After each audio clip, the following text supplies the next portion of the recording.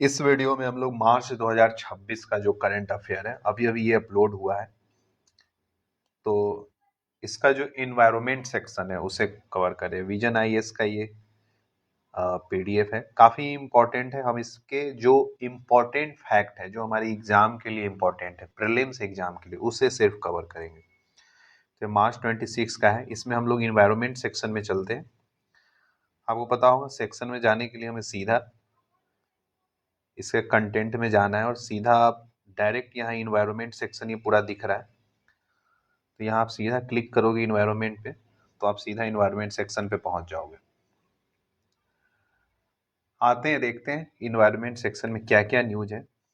सबसे पहला न्यूज है environment impact assessment. Environment impact assessment, तो ये मुझे ज़्यादा इंपॉर्टेंट उतना नहीं लगा है, फिर भी एक ओवरव्यू ले लेते हैं क्या है इसमें। कुछ इंपॉर्टेंट फैक्ट्स उसे हम लोग देखते चलेंगे। सबसे पहले तो न्यूज़ देख लेते हैं क्या है।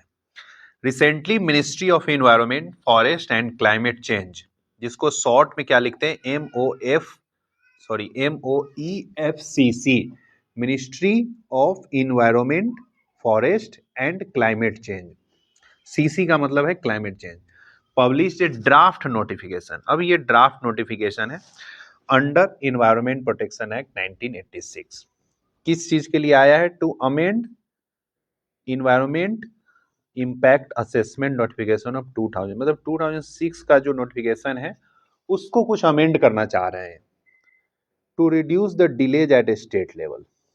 ठीक, तो ये उतना ज़्यादा मुझे खास नहीं लगता है, बस ये टर्म अगर जैसे न्यूज़ में आया है कि इन्वायरमेंट इम्पैक्ट असेसमेंट क्या है, तो इसे वन लाइनर हम समझ लेते हैं कि एक्चुअली में है क्या। तो इसे देखते हैं। इन्वायरमेंट इम्पैक्ट असेसमेंट नोटिफिकेशन 2006 क्या था, ये क्या है, it is the principal regulatory framework governing environmental concern for development project. जो भी कुछ डेवलपमेंट प्रोजेक्ट अगर चल रहा है हमारे इंडिया में, कोई भी डेवलपमेंट प्रोजेक्ट अगर होता है तो वो इन्वायरमेंट पे कुछ पॉजिटिव इफेक्ट डालता है, कुछ निगेटिव। ज़्यादातर तो आप देखोगे तो निगेटिव इम्पैक्ट ही डालता है। तो ये कह रहा है कि it is a process to evaluate the potential environment and social effect both positive and negative. हो सकता है जैसे कुछ प्रोजेक्ट है, कुछ बन रहा है, कुछ कंस्ट्रक्शन हो रहा है, तो वो पॉजिटिव भी इम्पैक्ट डाल सकता है, निगेटिव भी इम्पैक्ट डाल सकता है। तो वो एक असेसमेंट करने के लिए ये किया जाता है। तो हम इस न्यूज में जाएंगे नहीं क्योंकि हमारा इसमें कुछ खास, हमारे काम का इसमें कुछ लग नहीं रहा है, तो इसे हम लोग स्किप करते हैं और चलते हैं जल्दी से नेक्स्ट न्यूज पे। दूसरा क्या है, इंडियाज अपडेटेड, ये एनडीसी की बात कर रहा है, तो काफी ये इंपॉर्टेंट, मुझे तो बहुत इंपॉर्टेंट लग रहा है क्योंकि इसने लिखा है न्यूज ही क्या है, अपडेटेड एनडीसी, मतलब इंडिया ने अपने एनडीसी को अपडेट किया है। तो वो हमें अपडेटेड टारगेट देखने हैं क्या क्या है। सबसे पहले तो न्यूज देख लेते हैं। India has recently unveiled it's updated NDC for the period of 31-35, अभी तक 30 तक के लिए था टारगेट हमारा, अब नया टारगेट 31-35 के लिए ले लिया गया है। आपको पता है ये किसके under, United nation framework convention on climate change, UNFCCC है, जो पेरिस एग्रीमेंट के अंदर आया था। ये सब तो वही स्टैटिक का पार्ट है। क्या है एनडीसी, हम ऑलरेडी पहले से जानते हैं कि वॉलंटियरली है। हम टारगेट अपना आते हैं, खुद सारे देश आते हैं, आके बोलते हैं हम ये करेंगे वो करेंगे, अपना खुद टारगेट सेट करते हैं कि हम मेरा टारगेट ये रहेगा, हम इतने परसेंट तक, इतने टन तक हम CO2 कंज्यूम को कम कर देंगे। तो वही सब है, एक तरह से विकसित भारत 2047 के हिसाब से भी ये सब चीज़ देखा जा रहा है, और नेट जीरो जो 2070 का है टारगेट, वो सबको भी मद्देनजर रखते हुए हर देश अपना अपना टारगेट सेट करता है। तो बस हमें यहाँ पे इस न्यूज में हमें याद क्या रखना है, याद हमें रखना है कि इंडिया ने जो अपना एनडीसी अपडेट किया है, जैसे ये इनिशियल है, ये हमारे स्टैटिक का पार्ट है कि इनिशियल टारगेट क्या था, अब न्यू टारगेट क्या हो गया, ये हमारे करंट अफेयर का पार्ट हो गया। तो reduction in emission intensity of GDP, तो इसमें कितने का रिडक्शन करना है, पहले जो हमारा इनिशियली टारगेट था 33 to 35%, बट अब न्यू टारगेट आ गया है 47%। पहले फर्स्ट स्टेप में इंडिया ने अपडेट करके 45% किया था, अब 47%। तो हमें अब इसे याद नहीं रखना है, हमें 47% याद रखना है। हम अगर कहीं अपने राइटिंग में कोट करेंगे तो 47% का टारगेट कोट करेंगे, ना कि 45% का। नेक्स्ट क्या है, share of non fossil fuel based electric power install capacity क्या है, तो अब 60% का टारगेट हो गया है। एडिशनल कार्बन सिंक की अगर बात करी जाए तो 3.5 to 4, आप सीधा 4 बिलियन टन याद रखना, 4 बिलियन टन इक्विवेलेंट CO2 हम लोग अब कम करने वाले हैं। मतलब या तो उसके सिंक करने के लिए कुछ पेड़ लगाएंगे या कुछ किसी भी तरीके से कम करेंगे। तो ये हमारा 3 टारगेट है जो हमें अब हर हालत में याद होना चाहिए। बस ये न्यूज में हमारे लिए यही है। अब नेक्स्ट न्यूज में चलते हैं। आप चाहो तो कंक्लूजन को पढ़ सकते हो। कंक्लूजन काफी एक ओवरव्यू दे के चला जाता है।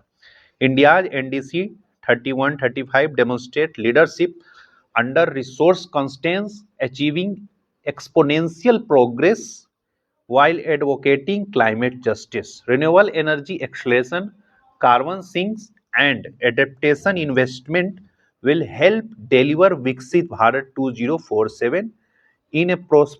यहाँ पे आप चाहो तो सेम लाइन जो नेट जीरो का टारगेट है, हमारा नेट जीरो का टारगेट है 2070, ये लाइन भी आप ऐड कर सकते हो, a prosperous and climate resilient manner.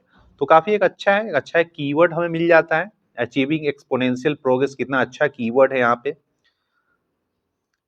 Advocating climate justice बहुत अच्छा। और कार्बन सिंक के बारे में तो हम लोग पहले से भी पढ़ रहे हैं। रिन्यूएबल एनर्जी एक्सेलरेशन की बात की जा रही है, एडेप्टेशन इन्वेस्टमेंट की बात की जा रही है। तो ये सब हमें बहुत अच्छा कीवर्ड मिल जाता है। चलते हैं नेक्स्ट न्यूज पे। क्या है ये, national report by India on convention on biological diversity. अब बायोलॉजिकल डाइवर्सिटी का जो कन्वेंशन है उस पे कुछ रिपोर्ट है, जारी किया गया है। तो देखते हैं क्या है। तो वही है, ministry of environment forest and climate change, वही है MOFEFCC submitted 7th national report under article 26 of convention of biological diversity. आपको पता है जो हमारा कन्वेंशन, सबके अलग अलग कन्वेंशन चलते हैं, जो बायोलॉजिकल डाइवर्सिटीज के अलग कन्वेंशन चलते हैं। एक जो COP 29-31 चल रहा है वो एक अलग चल रहा है, तो हमें मिक्स नहीं करना है, सब अलग है। आप रियो डिजेनेरियो का अगर आप जाके देखो तो उसमें 4-5 अलग अलग हमारे चल रहे थे टॉपिक, सबके अलग अलग कॉप होते हैं। तो ये बायोलॉजिकल डाइवर्सिटी से रिलेटेड है, जिसका 7th रिपोर्ट आया है। अब इस 7th रिपोर्ट में देखना है कुछ खास हो सकता है हमारे लिए। सबसे पहले तो यही है कि 7th national report under article 26 हो सकता है एग्जाम में आ जाए। मोर और न्यूज क्या है, reports track progress against 23 national biodiversity targets under updated national biodiversity strategy and action plan.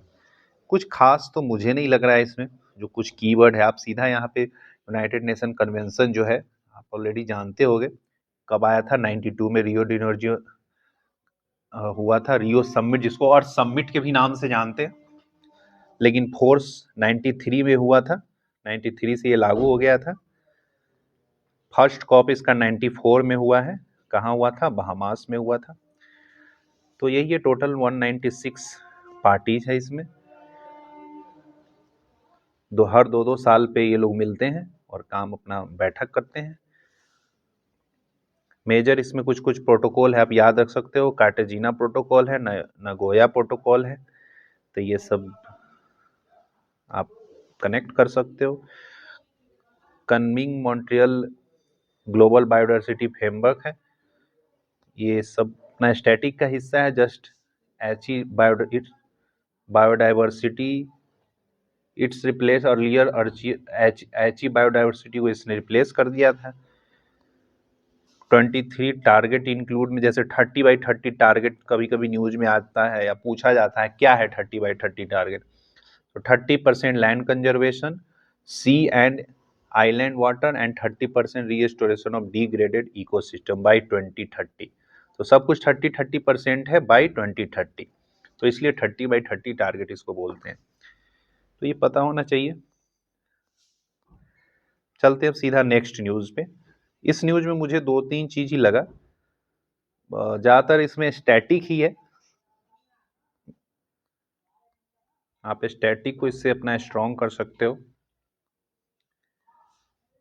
Next देखते हैं, India summit first national report on implementation of Nagoya protocol. अब नगोया प्रोटोकॉल का कुछ आ गया है, देखते हैं क्या है। न्यूज सबसे पहले देखना बहुत जरूरी होता है। It highlights India's progress in implementing access and benefit sharing provision and contribute to target 13 of India's updated national biodiversity strategy and action plan. ठीक है, तो सबसे पहले देखते हैं क्या है about Nagoya protocol on ABS. ABS का मतलब access and benefit sharing. The Nagoya protocol is a supplementary agreement under convention. अभी हमने ऑलरेडी पीछे वाले न्यूज में देखा था, नगोया प्रोटोकॉल किसके अंडर था? अंडर था बायोडाइवर्सिटी का, जो बायोलॉजिकल डाइवर्सिटी का जो चल रहा था हमारा कन्वेंशन, उसके अंडर था। सीबीडी इसी को शॉर्ट फॉर्म में लिखेंगे। अब CBD is a international treaty adopted at United Nation conference on environment and development, जो रियो समिट या इसी को हम अर्थ समिट भी बोलते हैं, ऑलरेडी हमने अभी डिस्कस किया है। ऑब्जेक्टिव क्या है इसका? Fair and equitable sharing of benefit from genetic resources contributing to biodiversity conservation and sustainable use. ठीक है, क्लियर है। कब अडॉप्ट किया था? 10 में, बट लागू कब से हुआ है? 14 से। ठीक है, तो नगोया प्रोटोकॉल के बारे में हम जान लिए। तो अभी जो न्यूज करंट अफेयर की बात करें तो एबीएस क्या क्या कवर करता है? 3 चीज है। क्या क्या चीज का हम शेयर करेंगे? एक्सेस एंड बेनिफिट शेयरिंग कैसे होगा? सबसे पहला है जेनेटिक रिसोर्स। ठीक है, जेनेटिक रिसोर्स। दूसरा है traditional knowledge associated with them. दूसरा ये हो गया। तीसरा benefit arising from their utilisation research. तो ये 3 वर्ड हो सकता है, आप याद कर लो तो बढ़िया है, जस्ट एक रीडिंग करना बहुत जरूरी है। बाकी यही है, सब पुरानी फिर चीजें हैं। नेक्स्ट आगे बढ़ते हैं हम लोग सीधा। इंटरनेशनल सोलर अलायंस क्या है news? On March 11, 2026 international solar alliance celebrated it's. कोई न्यूज नहीं है, बस इसका 10th फाउंडेशन डे मनाया गया, यही है। अब मनाया गया है तो बस न्यूज में आ गया है, तो कुछ खास नहीं है। हमें इसका जो स्टैटिक पॉइंट है एक बार देख लेना चाहिए ताकि याद हो जाए। क्या था ये? COP21 जो पेरिस में हुआ था 2015 में, उस समय ही निकल के आया था। तो ये क्वेश्चन, ये चीज हमें पता होना चाहिए कहाँ से ये निकल के आया इंटरनेशनल सोलर अलायंस। तो COP21 जो पेरिस में हुआ था, सबको पता है। तो ये क्या है? First international intergovernmental organisation to be headquartered in India. तो इंटरनेशनल ऑर्गेनाइजेशन का जो हेडक्वार्टर इंडिया में, ये सिर्फ एक ही है।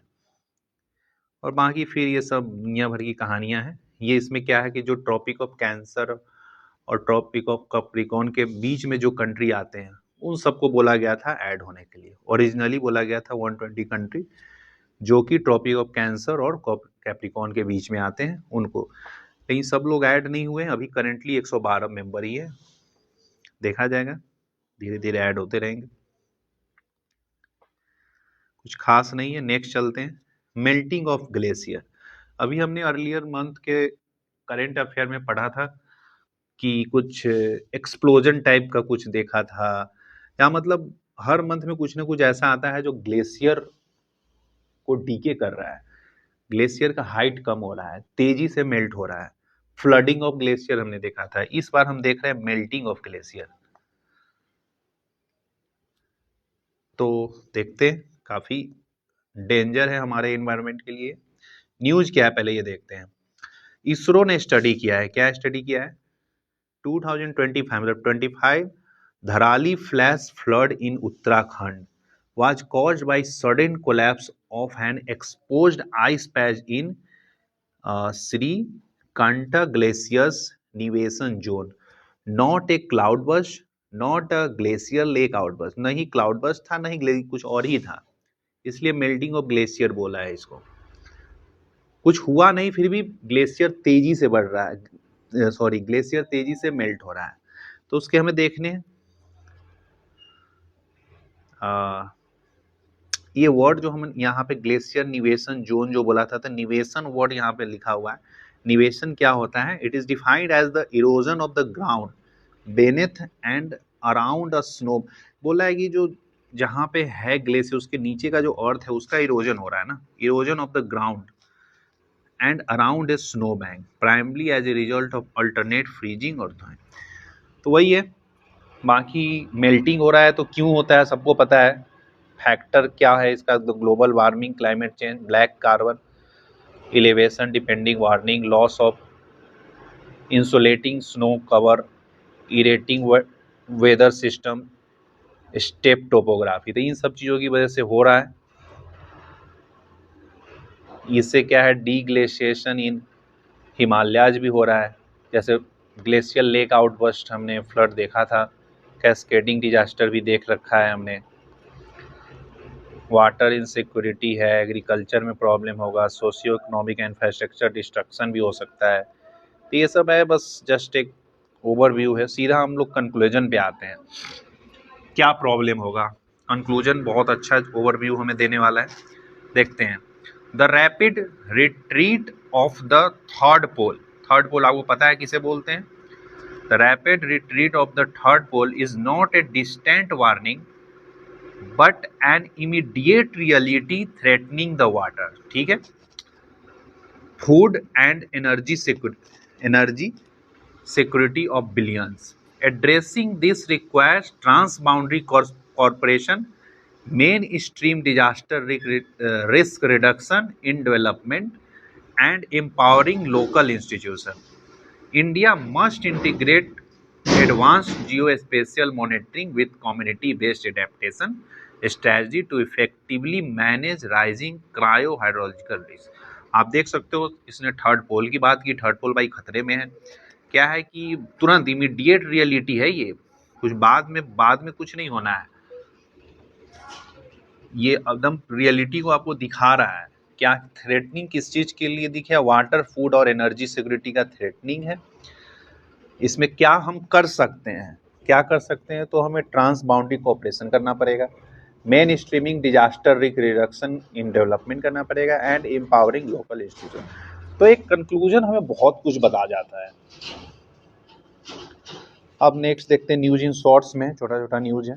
Small hydro power development scheme approve. कोई स्मॉल हुआ है अप्रूव, तो ये लिख दिया है। तो सबसे पहले तो हमें यही पता होना चाहिए कि स्मॉल हाइड्रो पावर बोलेंगे किसको और लार्ज किसको बोलेंगे। तो सबसे पहले यही देख लेते हैं, स्मॉल हाइड्रो पावर का डेफिनेशन क्या होता है। तो hydro power plants with capacity of 25 megawatt और below are classified as small hydro. तो ठीक है, हमारे क्लियर हो गया, 25 मेगावाट से नीचे की कैपेसिटी का है तो उसको स्मॉल पावर प्रोजेक्ट बोलेंगे, स्मॉल हाइड्रो पावर प्रोजेक्ट बोला जाएगा। तो इसमें कुछ खास नहीं है, बस ऐसे ही है, न्यूज आया है तो दे दिया है। बेनिफिट क्या होता है इसका? तो क्या ही है, environment, sustainable, economic development, social bearing, वही सब है, कुछ इसमें खास नहीं है। ये बस हम देख सकते हैं किसके अंडर आता है, मिनिस्ट्री ऑफ रिन्यूएबल और न्यू एंड रिन्यूएबल एनर्जी के अंडर आता है।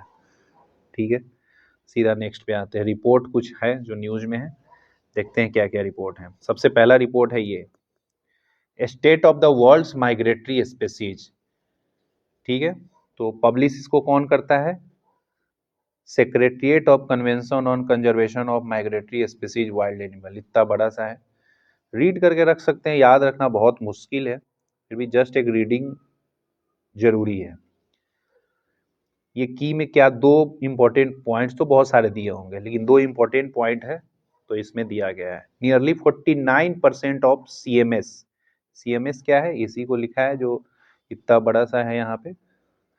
49% of CMS listed migratory species showing declining population. तो काफी थ्रेटनिंग सिचुएशन है कि 49% का पॉपुलेशन डाउन हो रहा है।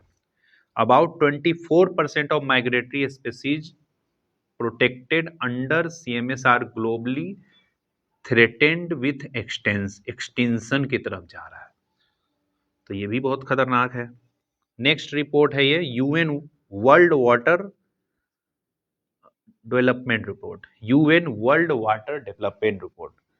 ये कौन पब्लिश करता है? तो UN water base on the water day, UN water base on world water day, तो यूनाइटेड नेशन का ही है इसमें भी। इसमें हमें थीम याद रखना चाहिए, वाटर एंड जेंडर। थीम क्या है UN world water development report में? थीम क्या दिया गया है? Water and gender. ये बहुत इंपॉर्टेंट हो सकता है, एग्जाम में ये पूछा जा सकता है। वाटर एंड जेंडर, थीम क्या था? Water and gender. अब वाटर एंड जेंडर दिया है तो मतलब कुछ इसी से रिलेटेड कुछ कहानी होगा। यहाँ देख सकते हैं जेंडर क्या है, women and girls are primary collector of water. तो ये कह रहा है कि वोमेन और गर्ल जो प्राइमरी कलेक्टर ऑफ वाटर है, spending over 250 million hours daily, oh my god, limiting their access to education. मतलब इनको पढ़ाया जाए, बताया जाए कि भाई पानी बहुत जरूरी है, तो इनको एजुकेटेड करना ज़्यादा जरूरी है। नेक्स्ट आते हैं SDG bulletin report on prosperity. देखते हैं इसमें क्या क्या दिया है। हमारे लिए तो उसमें कुछ खास नहीं है, बस हमें SDG के बारे में पता होना चाहिए। एनर्जी एंड इलेक्ट्रिसिटी है, कौन से SDG में आता है? SDG 7 में आता है। रिन्यूएबल एनर्जी सब 7 में आता है। डिजिटल कनेक्टिविटी की बात की जाए तो किस में आता है? 9। और इस दिया हुआ है कि इन सब के लिए क्या किया जा रहा है, क्या क्या इनिशिएटिव लिया गया है। जस्ट एक रीड कर सकते हैं, बाकी मुझे तो लगता है ये याद होना चाहिए। बाकी तो हमें जितने भी सस्टेनेबल डेवलपमेंट गोल है वो हमें पता होना चाहिए। वेस्ट मैनेजमेंट एंड सैनिटाइजेशन का SDG 11 है। इनइक्वलिटी से रिलेटेड 10 है। Tourism and economic recovery SDG 8 है। पावर सेक्टर से 9 है, जैसे डिजिटल कनेक्टिविटी और पावर सेक्टर का 9 है, तो ये हम याद रख सकते हैं। नेक्स्ट है earth energy imbalance raised 65 years peak. मतलब एनर्जी तो इम्बैलेंस होता ही है, थोड़ा बहुत तो इम्बैलेंस होगा ही। एनर्जी जितना अर्थ पे आएगा 100% हीट बैलेंस तो ऑन पेपर तो चला जाता है, लेकिन रियली में कुछ ना कुछ तो ऑब्जर्व हो ही जाता है। लेकिन अब क्या है कि अब ऑब्जर्वेशन का लेवल इतना बढ़ गया है कि बोल रहा है कि अब इम्बैलेंस का लेवल अब पीक पे आ गया, 65 साल पुराने रिकॉर्ड को तोड़ रहा है। तो सबसे पहले इसी चीज को पढ़ लेते हैं कि अर्थ एनर्जी बैलेंस और इम्बैलेंस बोलेंगे किसे। जैसे हमें पता है कि इनकमिंग सोलर रेडिएशन आता है, तो ये कुछ लॉन्ग वेव आता है, कुछ शॉर्ट वेव आता है। तो शॉर्ट वेव तो आता है और चला जाता है, लेकिन लॉन्ग वेव जब रिफ्लेक्ट होता है तो यहाँ बहुत सारे गैसेज को ये एब्जॉर्ब करता है और हीट हो जाता है। तो ये 100% रिटर्न नहीं हो पाता है, जिससे अर्थ वार्म हो जाता है। तो क्या ये बोला है कि इनकमिंग सोलर एनर्जी और आउटगोइंग सोलर एनर्जी अगर इक्वल हो जाए, मतलब जितना आया उतना निकल गया, तो ये बैलेंस माना जाता है। लेकिन दूसरा सिचुएशन देखते हैं कि इनकमिंग सोलर एनर्जी आया यहाँ, उसके बाद क्या हुआ कि रिफ्लेक्ट होते टाइम ये इसको यहाँ पे जो गैस थे, अगर कम गैस है तो कम एब्जॉर्ब होगा। लेकिन आजकल क्या हो रहा है कि ग्रीन हाउस गैस काफी ज्यादा हो गया हमारे एटमॉस्फेयर में, जिससे इसका एब्जॉर्ब बढ़ गया है, काफी ज्यादा अमाउंट में गैसेज एब्जॉर्ब हो रहे हैं। गैस है सो इस वेव को ट्रैप कर रहा है, तो ज्यादा हीटअप हो रहा है, जिसकी वजह से इम्बैलेंस हो गया है। तो वही चीज है न्यूज में। देखते हैं क्या है। State of the global climate 2025 का रिपोर्ट है। कौन रिलीज करता है? WMO है, वर्ल्ड मेट्रोलॉजिकल ऑर्गेनाइजेशन। अब इसने कुछ कुछ अच्छी अच्छी बात बताई होगी। सबसे पहले वो थीम देख लेते हैं। वर्ल्ड मेट्रोलॉजिकल डे 23 मार्च को मनाया जाता है, ठीक है। और इसका थीम है ऑब्जर्विंग टुडे प्रोटेक्टिंग टुमारो।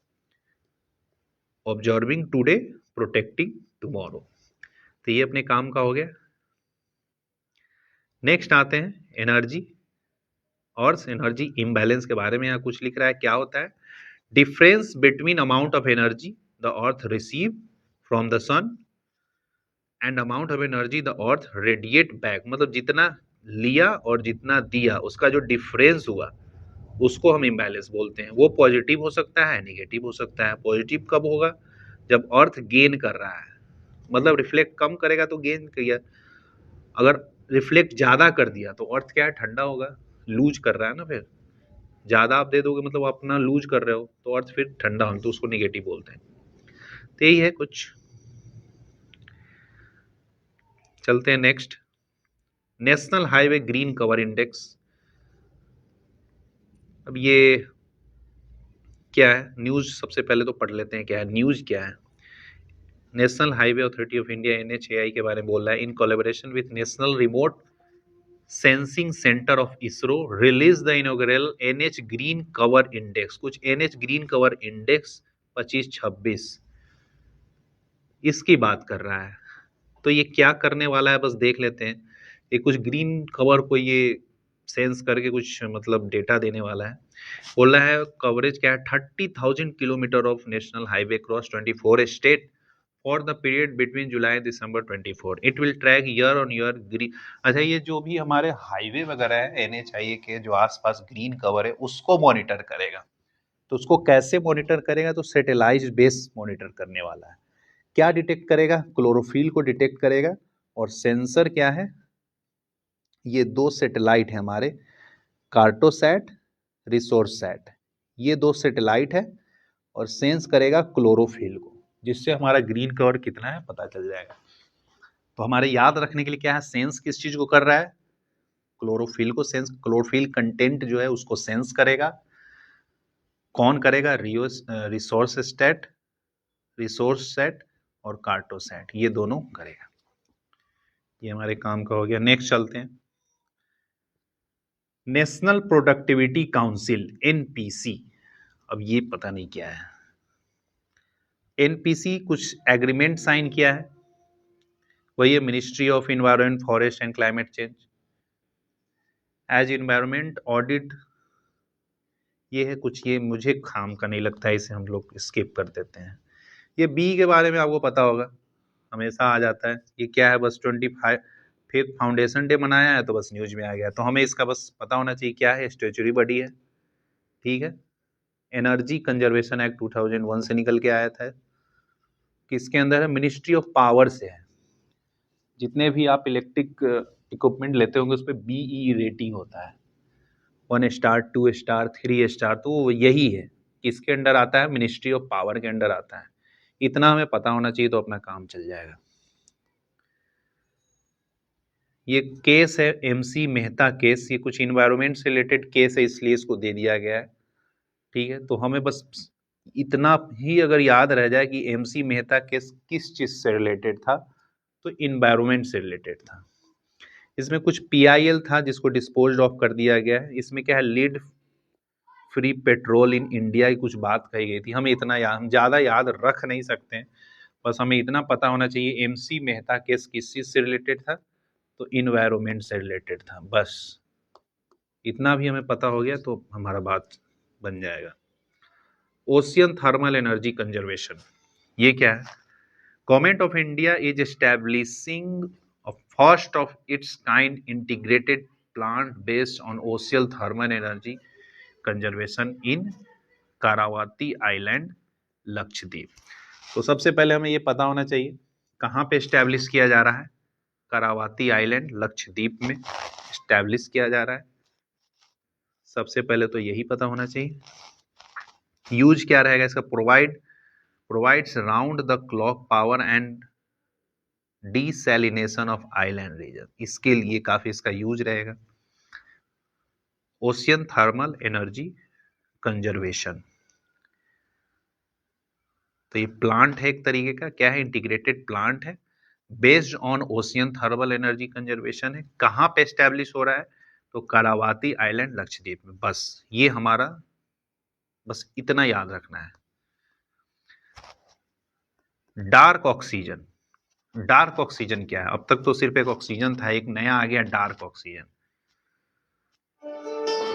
ठीक है। तो डार्क ऑक्सीजन क्या है? तो बोला scientist have reported the discovery of dark oxygen production nearly 4 kilometre deep in Pacific ocean. तो सबसे पहले तो यहीं पे हो गया कि डार्क ऑक्सीजन कहाँ पाया जा रहा है, तो पैसिफिक ओशियन में लगभग 4 किलोमीटर के नीचे, जहां सनलाइट नहीं पहुंच रहा है। एक तो ऑक्सीजन होता है जो सनलाइट से फोटोसिंथेसिस होता है तो ऑक्सीजन प्रोड्यूस होता है। ये 4 किलोमीटर नीचे की बात करा, मतलब बिना फोटोसिंथेसिस के ही ऑक्सीजन है। तो देख लेते हैं, काफी इंपॉर्टेंट लग रहा है।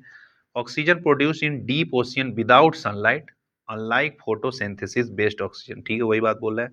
सोर्स इसका क्या रहेगा, electrochemical reaction involving photometallic nodules. Significance क्या है, challenges the believe that photosynthesis is only major natural source.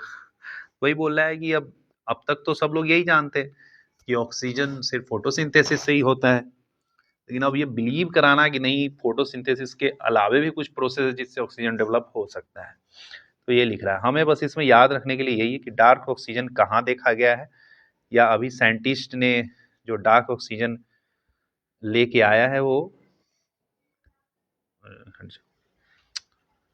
Sorry बस ठीक है। डार्क ऑक्सीजन क्या है, बस हमें इतना भी पूछा जा सकता है एग्जाम में, तो बस समुद्र के अंदर में कुछ ऐसा पाया गया है 4 किलोमीटर के आसपास, इस तरह का हमारे माइंड में क्रिएट रहना चाहिए। सिपकीला पास आपको पता है, ऑलरेडी आपने पढ़ रखा होगा, कहाँ पे है, हिमाचल प्रदेश में है। तो क्या है, अभी न्यूज में कैसे आ गया, ये ट्रेड बिटवीन इंडिया चाइना के बीच में ट्रेड इसके थ्रू शुरू हो गया है, बस इसलिए न्यूज में है। तो हमें इतना पता होना चाहिए सिपकीला पास है कहाँ, तो हिमाचल प्रदेश में। ट्रेड शुरू हो गया है जो पहले डोकलाम और कोविड-19 के बाद बंद हो गया था। लिपू लेक, माना नीति लिपू, ये सब पड़ा हुआ है। सिपकीला नाथुला कहाँ है, सिक्किम में है। सिपकीला हिमाचल प्रदेश में है। लिपू कहाँ है, उत्तराखंड में है।